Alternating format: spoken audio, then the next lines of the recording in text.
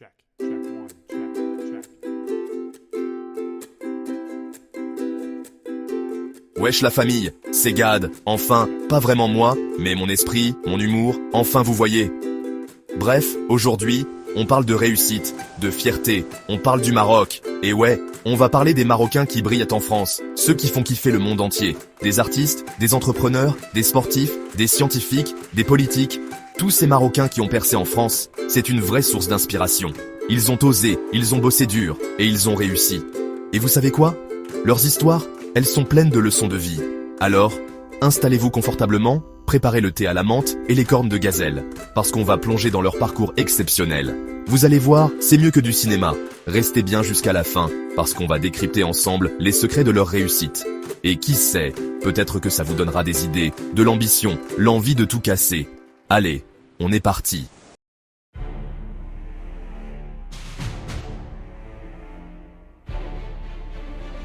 Bon, on commence fort les amis, avec une légende, un modèle de réussite, Jamel Debbouze. Franchement, qui ne connaît pas Jamel ? Ce mec, c'est un génie du rire, un magicien des mots, un artiste complet.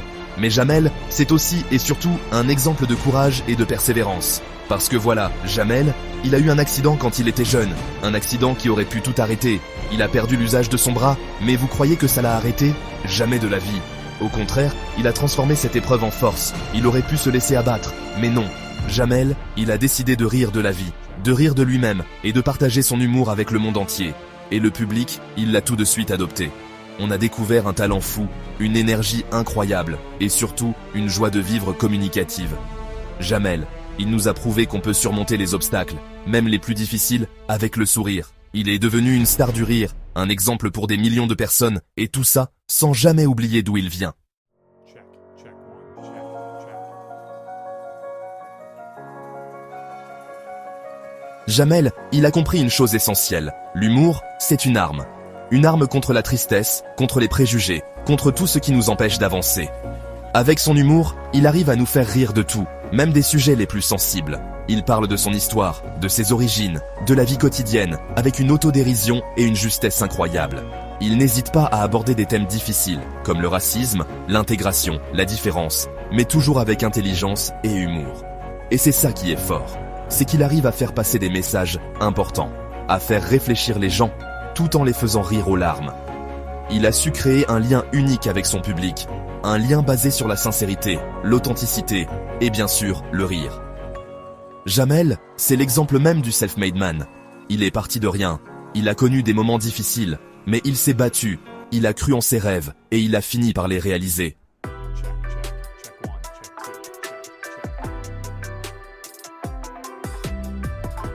Alors voilà, la leçon à retenir de Jamel, c'est simple, ne jamais abandonner ses rêves, même quand ça semble impossible. Il nous montre que la persévérance, le travail et la passion finissent toujours par payer. Jamel, c'est la preuve vivante que l'on peut transformer les obstacles en opportunités, et que l'humour peut être une force incroyable pour surmonter les épreuves de la vie.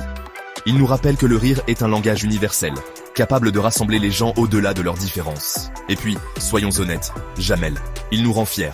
Fiers d'être marocains, fiers de voir un enfant du bled réussir au plus haut niveau. Il est un modèle pour les jeunes générations. Il leur montre qu'avec du talent, du travail et de la détermination, tout est possible. Alors merci Jamel, merci pour le rire, merci pour l'inspiration, et continuez de nous faire rêver.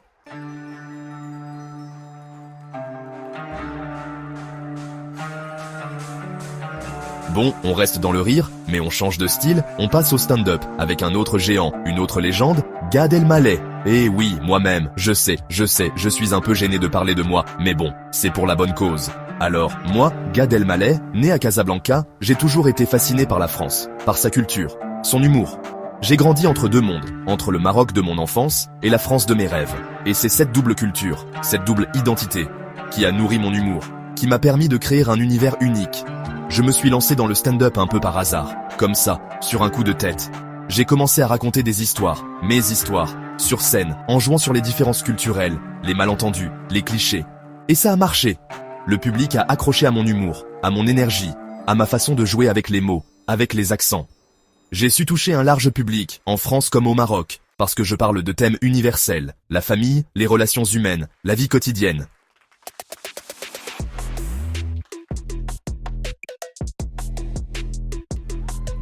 Et puis voilà, tout s'est enchaîné très vite. Les salles se sont remplies, les télés m'ont invité, le cinéma m'a ouvert ses portes. J'ai eu la chance de travailler avec des gens extraordinaires, des réalisateurs de talent, des acteurs incroyables. J'ai pu explorer différents univers, jouer des rôles variés et surtout continuer à faire rire les gens.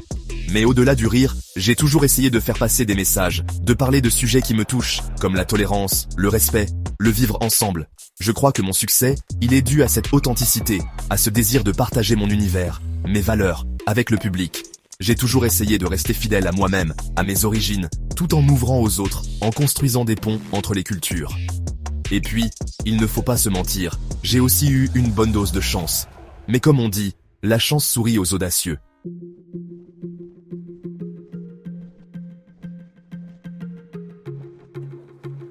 Ce que j'ai envie de dire aux jeunes générations, c'est que notre identité, c'est notre force. Il ne faut pas avoir peur de montrer qui on est, d'où on vient. Au contraire, il faut s'en servir, s'en inspirer, pour créer, pour innover, pour se démarquer. Le monde d'aujourd'hui a besoin de ponts, de passerelles entre les cultures. Et nous, les Marocains de France, on a la chance d'avoir cette double culture, cette capacité à comprendre et à parler plusieurs langues. C'est une richesse incroyable, il faut l'utiliser. Alors voilà, n'ayez pas peur d'être vous-même, d'assumer vos origines, de partager votre culture. Le monde est grand, il y a de la place pour tout le monde. Et qui sait, peut-être que vous aussi, vous ferez partie de ceux qui brillent.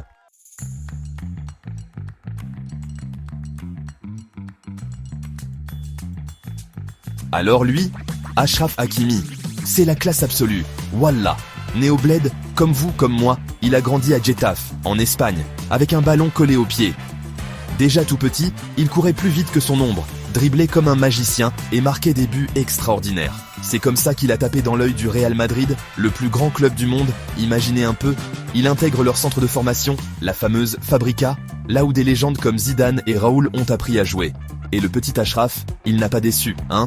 Travail, discipline, talent, il avait tout pour réussir. Il gravit les échelons un à un, impressionne tout le monde par sa vitesse et sa technique.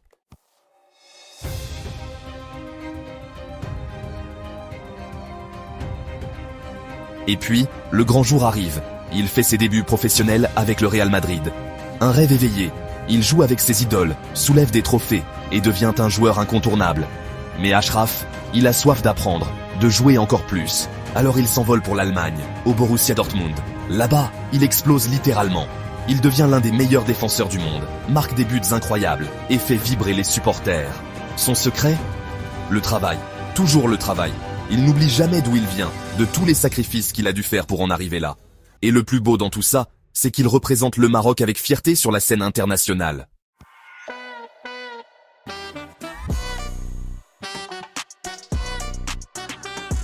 Achraf Hakimi, c'est la preuve vivante que rien n'est impossible quand on a la volonté et la détermination.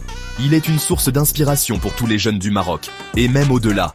Alors les jeunes, rappelez-vous de son histoire. Croyez en vos rêves, travaillez dur, et n'abandonnez jamais.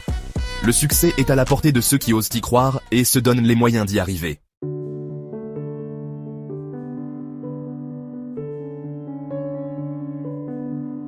Najat Vallaud-Belkacem, vous la connaissez forcément. Née au Maroc, à Beni Chiker, elle arrive en France à l'âge de 5 ans. Un nouveau pays, une nouvelle langue, un nouveau départ. Elle grandit à Amiens, dans une cité HLM, entourée de ses 6 frères et sœurs. L'éducation, c'est la valeur fondamentale que ses parents lui transmettent. Et Najat, elle est brillante. Elle travaille dur à l'école, excelle dans toutes les matières et obtient son bac avec brio. Elle poursuit ses études à Sciences Po Paris, l'une des plus grandes écoles de France.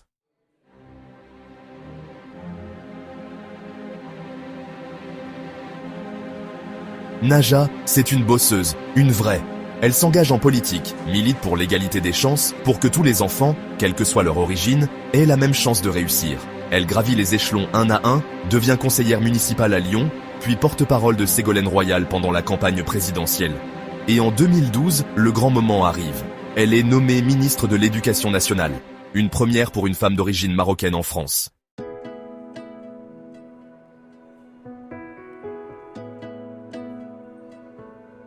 Najat, c'est un modèle pour toutes les femmes, pour tous les jeunes issus de l'immigration. Elle prouve qu'avec du travail, de la persévérance, on peut atteindre les plus hautes fonctions de l'État. Son message est clair. L'éducation est l'arme la plus puissante pour changer le monde.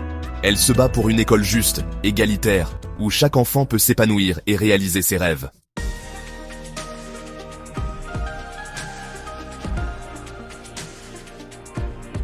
Leila Slimani, une plume d'or, une voix qui porte, une femme qui bouscule les codes. Née au Maroc, à Rabat, elle grandit dans un milieu privilégié, imprégné de littérature et de culture. Elle quitte le Maroc pour poursuivre ses études à Paris, la ville lumière, la capitale des arts. C'est là qu'elle se découvre une passion pour l'écriture, pour les mots qui claquent, qui dérangent, qui font réfléchir. Elle publie son premier roman, Dans le jardin de l'ogre, en 2014. Un succès immédiat. Le livre est salué par la critique, le public est captivé par son écriture puissante et sans concession.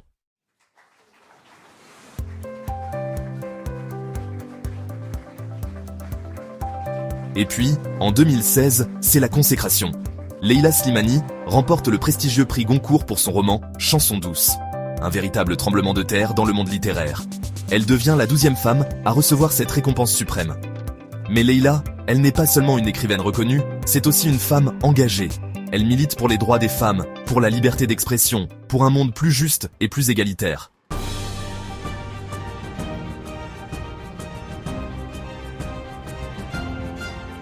Leila Slimani, c'est la preuve que la littérature peut être un formidable vecteur de changement. Elle utilise sa plume comme une arme pour dénoncer les injustices, les violences faites aux femmes, les tabous de la société. Son message est clair. Il faut oser briser le silence, s'exprimer, se battre pour ses idées. Leila Slimani, c'est une source d'inspiration pour toutes les femmes qui rêvent de faire entendre leur voix.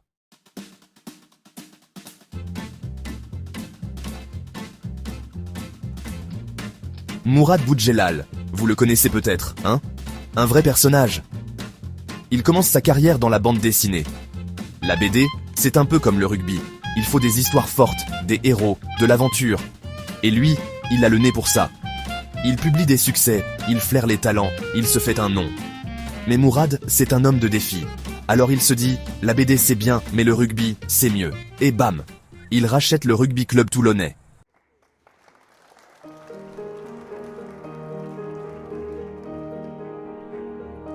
Et là, attention, il chamboule tout. Fini les méthodes classiques, Mourad, il arrive avec ses idées, son énergie, son franc-parler. Il recrute des stars, il motive les joueurs, il met le feu au stade. C'est un showman, un meneur d'hommes, un peu comme un coach survolté. Et ça marche. Toulon, qui était au fond du trou, remonte la pente. Victoire, titre, le club devient une machine à gagner. Le secret de Mourad, le culot, la passion, et surtout, l'audace de faire les choses différemment. Il a bousculé les codes du rugby, et ça a payé. Check, check one, check, check. Alors, qu'est-ce qu'on apprend avec Mourad Boudjelal? Qu'il ne faut jamais avoir peur de sortir des sentiers battus, qu'on peut réussir dans un domaine, même sans être un expert, si on a la vision et la détermination. C'est ça la force de Mourad. Il nous montre que tout est possible quand on se donne les moyens. Il est passé de la BD au sommet du rugby, alors pourquoi pas vous?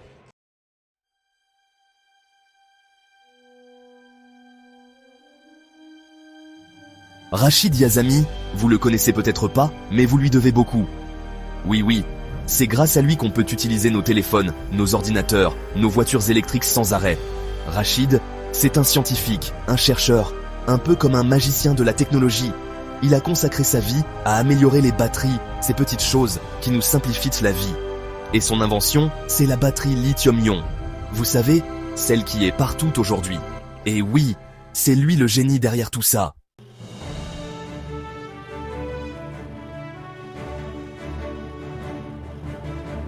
Mais attention, le succès n'arrive pas du jour au lendemain. Rachid, il a passé des années dans son laboratoire, à faire des expériences, à tester, à recommencer. Il a fallu de la patience, de la persévérance, de la rigueur. Mais il y a cru, il a persévéré, et finalement, il a révolutionné le monde.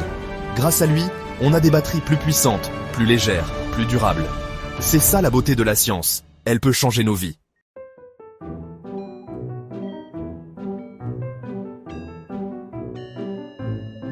Alors, qu'est-ce qu'on retient de Rachid Yazami? Qu'il ne faut jamais sous-estimer le pouvoir de l'innovation. Que même dans l'ombre d'un laboratoire, on peut changer le monde.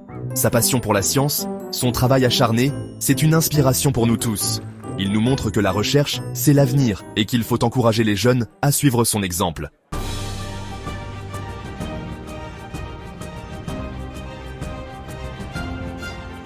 Ilham Kadri, une femme extraordinaire, une vraie source d'inspiration. Imaginez, elle dirige Solvay, une des plus grandes entreprises chimiques au monde. Un milieu d'hommes, me direz-vous? Eh bien oui, mais ça ne l'a pas arrêtée, au contraire. Ilham, c'est une battante, une visionnaire. Elle a gravi les échelons un à un avec brio. Elle a prouvé que les femmes ont leur place partout, même dans les secteurs les plus compétitifs.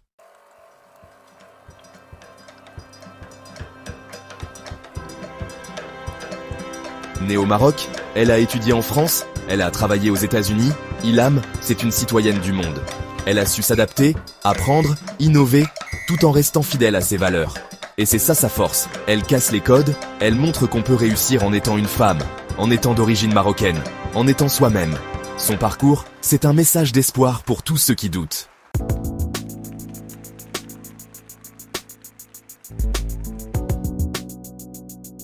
Ilham Kadri, c'est un modèle de leadership. Elle inspire ses équipes, elle encourage l'innovation, elle défend des valeurs fortes comme la diversité et la durabilité. Elle montre qu'on peut diriger avec bienveillance, avec intelligence, avec courage. Son message est clair, il faut oser, il faut se battre pour ses rêves, il faut croire en soi. Et surtout, il ne faut jamais laisser les autres vous dicter votre chemin. Ilham Kadri, c'est une leçon de vie, une preuve que tout est possible quand on a la volonté et la détermination.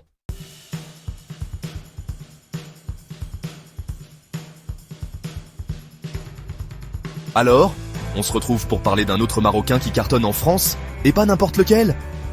Karim Kadoura, vous connaissez? Non? C'est pourtant un génie ce type. Il a révolutionné un truc que tout le monde déteste, la location de voiture. Ouais, vous savez, ce moment où vous attendez des heures au comptoir, avec la paperasse, les assurances. Un vrai bordel. Eh ben lui, il a dit non. Il a dit stop, ça suffit. Il a décidé de tout changer avec sa start-up Virtuo. Et le plus fou dans tout ça, c'est qu'il a pas fait ça n'importe comment. Karim, c'est un ancien de Polytechnique, rien que ça. Il aurait pu faire carrière tranquille dans la finance, mais non. Il avait envie de se lancer des défis, de créer quelque chose de nouveau. Et c'est là qu'il a eu cette idée de dingue. La location de voiture, 100% digitale. Fini les files d'attente, fini la paperasse. Tout se fait sur votre téléphone.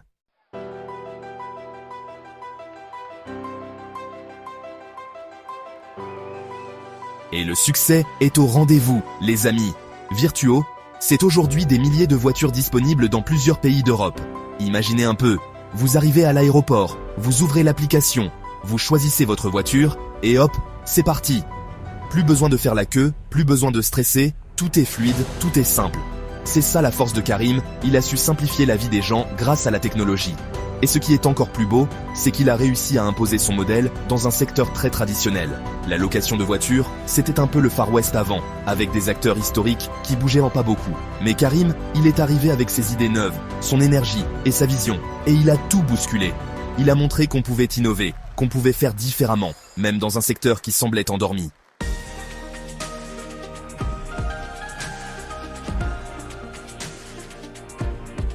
Karim Kadoura, c'est l'exemple même du self-made man, un peu comme moi finalement. Il a eu une idée, il y a cru, et il s'est donné les moyens de la réaliser. Et aujourd'hui, il est à la tête d'une entreprise qui cartonne et qui change la vie des gens. C'est beau, non? Alors, la prochaine fois que vous devez louer une voiture, pensez à lui, pensez à Virtuo, et dites-vous que c'est un Marocain qui se cache derrière ce succès. Et surtout, retenez bien sa leçon. Il ne faut jamais avoir peur d'innover, de bousculer les codes, de penser différemment.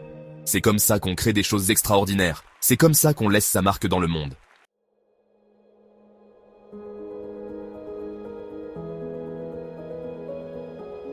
On passe maintenant à une autre pépite marocaine, mais dans un domaine complètement différent, le cinéma. Et oui, les amis, le Maroc regorge de talent. Et Sofia Alaoui en est la preuve vivante. Vous l'avez peut-être déjà vue sur un tapis rouge à Cannes, ou à la Mostra de Venise. Car oui, Sofia, c'est une star internationale. Son truc à elle, c'est de raconter des histoires fortes, des histoires qui touchent, qui dérangent parfois, mais qui ne laissent jamais indifférent. Elle a un regard unique sur le monde, un regard sensible, poétique, mais aussi très réaliste. Et puis, elle n'a pas peur d'aborder des sujets difficiles, des sujets de société, des sujets qui fâchent parfois.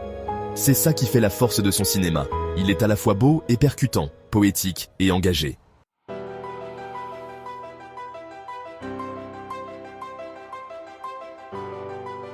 Son film Qu'importe si les bêtes meurent, c'est un véritable coup de poing. Il a fait le tour des festivals, a raflé des prix partout où il est passé, et a même été sélectionné pour représenter le Maroc aux Oscars. Rien que ça, On parle d'un film qui parle de la vie dans les montagnes de l'Atlas, de la solitude, de la foi, mais aussi du réchauffement climatique et de ses conséquences sur les populations locales. C'est un film d'une beauté à couper le souffle, avec des images magnifiques, mais c'est aussi un film qui vous prend aux tripes et qui vous fait réfléchir. Sophia Alaoui, elle ne fait pas dans la dentelle, elle vous balance ses histoires en pleine figure, et ça fait mouche.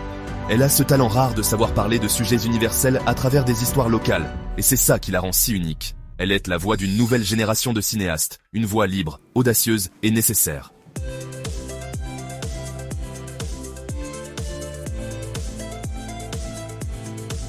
Aujourd'hui, Sophia Alaoui est reconnue comme l'une des cinéastes les plus prometteuses de sa génération. Elle enchaîne les projets, les collaborations internationales et continue de faire rayonner le cinéma marocain à travers le monde. Et vous savez quoi? Je suis sûr que ce n'est que le début. Sophia, elle a tout pour elle. Le talent, la vision, l'énergie et surtout, cette envie folle de raconter des histoires et de partager sa vision du monde. Alors, retenez bien son nom, car vous allez encore entendre parler d'elle. C'est moi qui vous le dis.